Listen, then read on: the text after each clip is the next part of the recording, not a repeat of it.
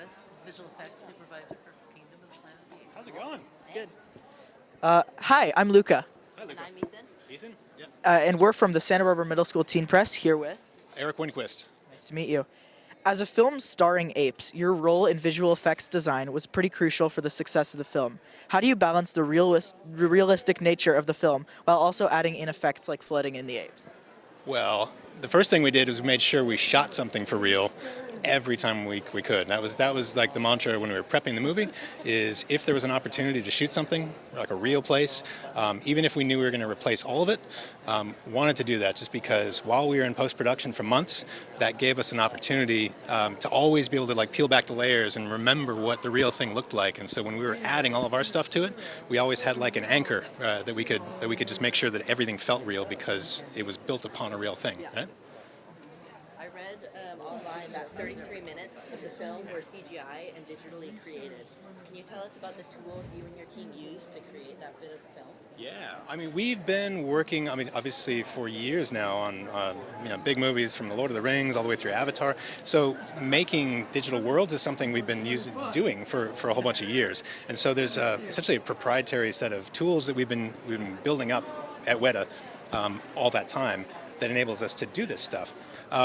And so we're using off-the-shelf software, but we're also adding all sorts of tools like Maya and tools like Nuke, for compositing.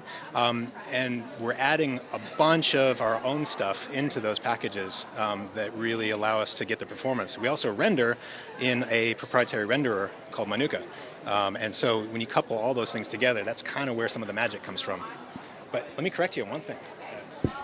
You said CGI. That's one thing that I love to maybe point out is that CGI, right, stands for computer-generated image, and I love to say that it's computer graphics, but it's the artists that are generating the pictures, right? And you wouldn't say this is a pencil-generated sketch, or this is it's like the artist is doing it. So I think it's a good important thing to remind people, because we hear lots of times people throwing out CGI, CGI, CGI, but I feel like a lot of people don't really know what it means, And that's the thing to keep in mind with all this stuff is that it's always down to the artists that spend a year making these pictures. They just happen to be using a computer as a tool.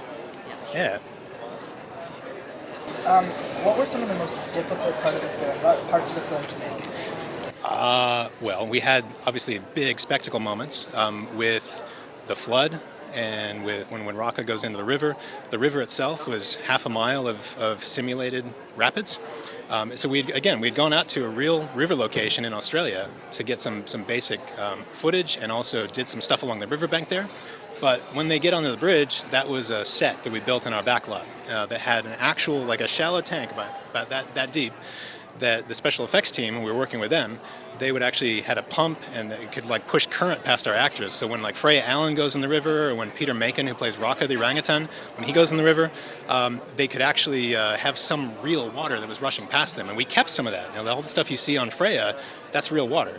And then we would extend that with our stuff. And so the mix of those two things, of actually taking something as frame by frame, you can imagine how much a river changes from frame to frame, taking that and blending it with digital stuff, that becomes a real tricky thing. And from shot to shot, our recipe for how we were doing that would have to change as well, because a shot that's shot from here versus a shot that's right down on the river, it's very different in terms of what you see. And so each shot kind of was its own recipe.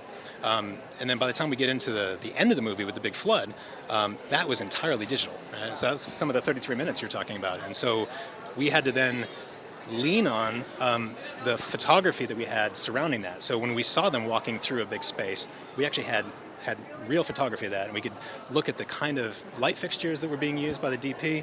We could look at just the way it was lit and the way that it was dressed by the art department, if they were wetting it down to make all the surfaces shiny, and that all of those kind of things were going in and essentially fueling our team that was actually making the digital pipes and scaffolding and staircases and everything else that form that world. And so everything you're seeing, kind of once the flood happens, once we get into that world, it's all digitally created, but it feels like the rest of the movie because we had the rest of the film to build on. Yeah. What scene are you most proud of and why? I like to. Okay, so obviously the film's got really big spectacle moments. There's the village attack with everything on fire. We've got the flood, the river, and all those things. But the stuff that I find the most enjoyable is moments where it's just a long shot with maybe the three teenage characters, Noah and Suna and Naya, or Noah and his mother or his father, and they're having these family relationships that we're all really familiar with. And we've got a shot that might go on for the better part of a minute, and you've got three digital characters that are just completely holding your attention. There's these really quiet moments.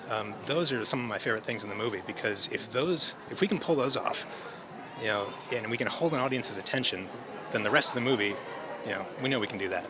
Yeah. As young filmmakers, what advice would you give us? I think, well, the main thing I think to keep in mind is to not get caught up in the technique, to not get caught up in the gear and the technology of it all. And the big thing is, like, you've got to make sure you've got a good story. So long as you've got a story that is going to hold an audience's attention, the rest of it you can figure out. And that's where it comes in of, like, making sure you're surrounding yourself with like-minded filmmakers that all want to make us the same kind of story together, and from there, all that collaboration, like that's what makes this important. Like, this is not a solo creative act, right? It's a team. Yeah. All right. Thank you so much. Yeah.